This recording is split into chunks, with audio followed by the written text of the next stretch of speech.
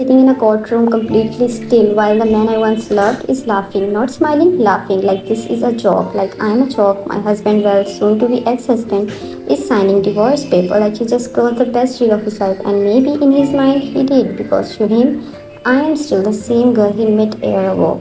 The quiet one, the simple one, the one who need him, but in just a few minutes when the judge opens the dead file, that laugh, oh, it's going to disappear completely.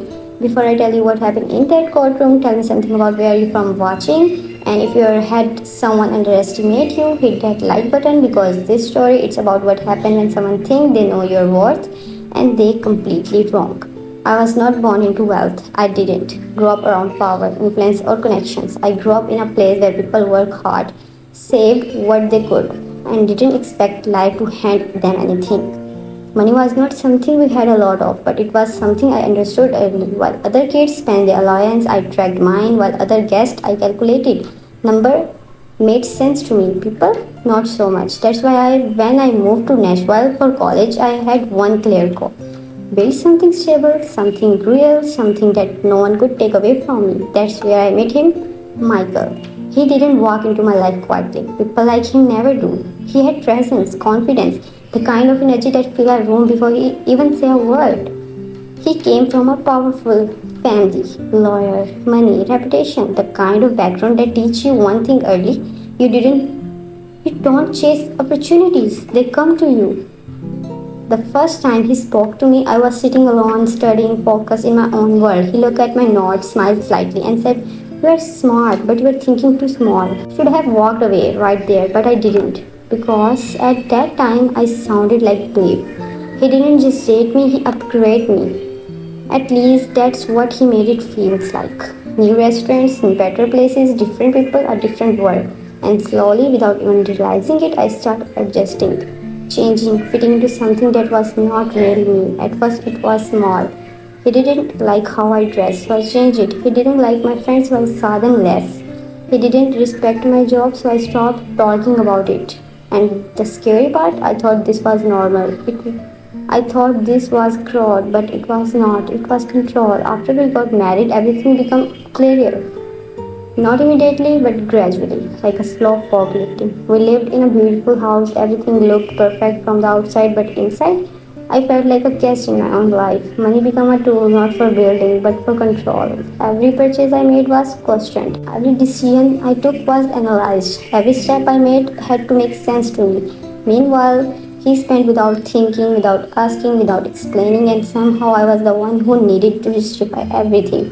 I started shrinking, become quieter, smaller, less visible, until one day something inside me snapped. Not loudly, not dramatically, just quietly. I realized something simple. If I kept living like this, I would disappear. So I made a decision. Not to fight him, not to control him, but to build something of my own. Silently, I opened a separate account, starting saving small amounts, amount he would not notice. Then I started learning again, not for my job, for myself. Investments, market, business structure, risk. My first opportunity came unexpectedly. A conversation, a problem someone could not solve. I offered to help, not as an expert, just as someone who understands, and it's worked. Better than unexpected. One result led to another. One client became two, two became five. And suddenly it was not just learning anymore. I was building a real business. But here's the part that changed everything. He had no idea. While he thought I was adjusting to his world, I was creating my own. Late nights, he thought I was resting. I was working. Quiet days, he thought I was bored. I was planning. Every assumption he made about me worked in my favor. And for the first time in a year, I felt something I had not felt in a long time, control. Real control. Then came the moment that changed everything, a message. One simple message, miss you already. It was not meant for me, but it was enough. I didn't react, didn't confront him, didn't create a scene. I observed, watched, connected the pattern, and then one night I followed him. And then one night I followed him. What I saw didn't shock me. It confirmed everything. He was not hiding it well because he never thought he had to. And when I finally confronted him, do you know what hurts the most? Not the betrayal, the arrogance. He didn't apologize properly, didn't regret it deeply. didn't even try that hard to fix it. Instead, he blamed me, said I changed, said I lost my spark, said I was not enough anymore. And in that moment, everything became clear. I was not losing him. I had already lost myself, but not anymore. That night, I didn't cry. I planned because now this was not about love, it was about leverage. And he had no idea who he was dealing with anymore. The courtroom feels colder than it should, or maybe that just the tension. Michael is relaxed, too relaxed. His confidence has not changed because in his mind nothing has changed. He still thinks I'm dependent, still think I'm replaceable, still think I need him. That's his final mistake. The judge began reviewing documents, routines, standards, expected. Then she opens mine.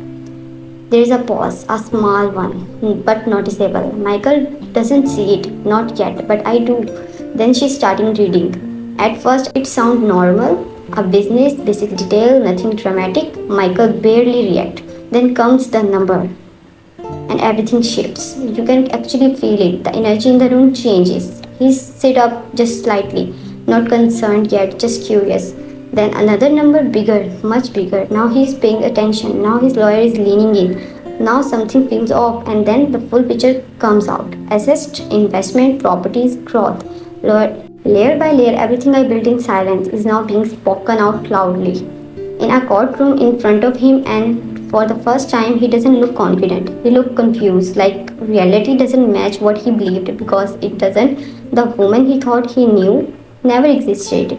She was evolving the entire time without him, without his approval, without his permission. When that total is read, he doesn't react immediately because sometimes shock needs time. Then it's hit. And when it does, you can see it, the realization. He didn't just lose control. He never had it. The legal part continue argument, technicalities, attempt to recover, but it's too late because this is not about negotiation anymore. It's about truth. And the truth is simple. Everything he thought I depend on him for, I built myself. And legally, it's mine. The final decision is delivered. Clear, precise, final. And just like that, it's over. Not with drama, not with shouting, with silence. The kind of silence that follow a realization too big to process. As people start leaving, he walked towards me. Different now. Not powerful, not confident. Just shaken. You planned this. I looked at him for a moment and then I said something he will probably remember for the rest of his life. I adapted because that's the truth. I didn't destroy him. I outgrew him and that's something he never saw coming. I walked out of that courtroom lighter, stronger, free. Not because I won, but because I finally stopped playing a game I never needed. Sometimes the person you underestimate the most is the one quietly building a life you will never be a part of it.